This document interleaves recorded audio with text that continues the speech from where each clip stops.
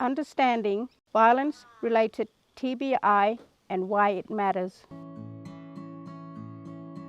Violence-related traumatic brain injury refers to brain damage resulting from assaults, such as blows to the head, shaking, strangulation, or other forms of abuse in domestic, family, or sexual violence contexts.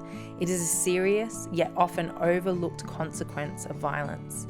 Research shows that Aboriginal women, especially in the Northern Territory, experience an alarmingly high burden of such injuries. In fact, Aboriginal women are hospitalised with head injuries from assault at 69 times the rate of non-Indigenous women. In remote areas of the NT, the risk is even higher. One study found rates of around 26.5 per 1,000 Indigenous women in remote communities, compared to 2.8 per 1,000 in urban areas.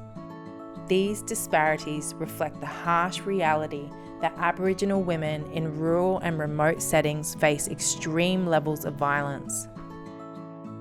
Systemic factors like geographic isolation, limited access to services, and the intergenerational impacts of settler colonisation contribute to this crisis. Yet brain injuries stemming from this violence have been under-recognised by health and justice systems for far too long.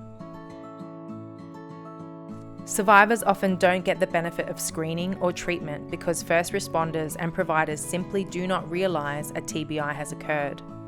Symptoms can be subtle or attributed to other causes. As we saw, a woman might be mislabelled as intoxicated, difficult, or mental, rather than diagnosed with a concussion.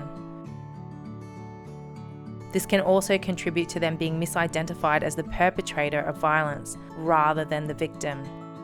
This misidentification and lack of awareness has real consequences. Survivors can be denied proper medical care or support and even face legal injustices if their cognitive impairments are mistaken for non-cooperation or as the predominant aggressors in the domestic violence.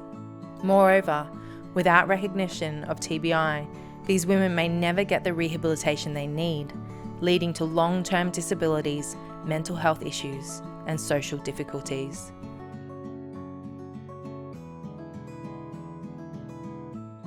No loss of consciousness needed. A person does not have to have been knocked out to sustain a serious brain injury. Concussions and TBIs often occur without any loss of consciousness. In domestic violence, a victim might remain awake but confused after an assault.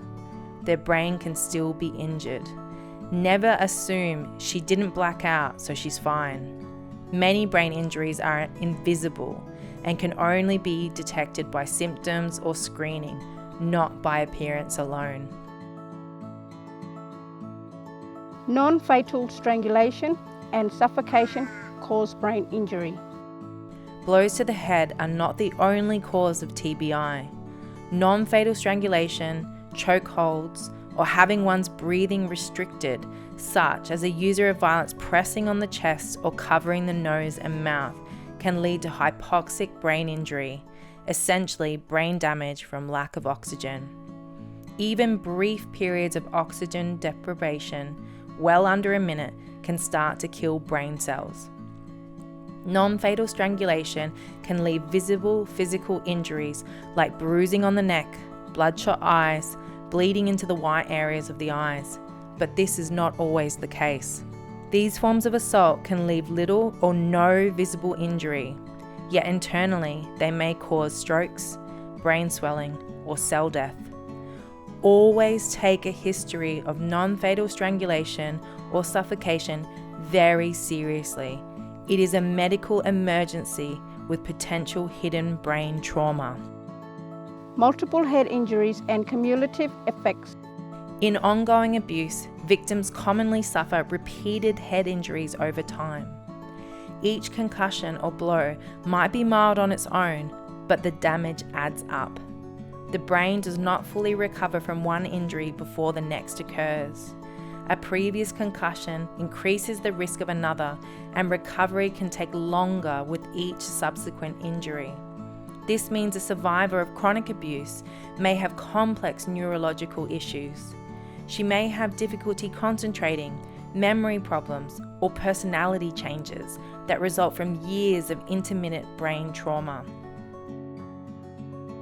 Additionally, no two brain injuries are the same. The effects vary greatly from person to person. One woman might have balance and vision problems, while another has mood swings and trouble finding words, depending on what parts of the brain were hurt. There is no one-size-fits-all presentation, which is why vigilance and individualised assessment are so important. Screening is essential. Because of the previous points, proactive screening for TBI in domestic violence cases is essential.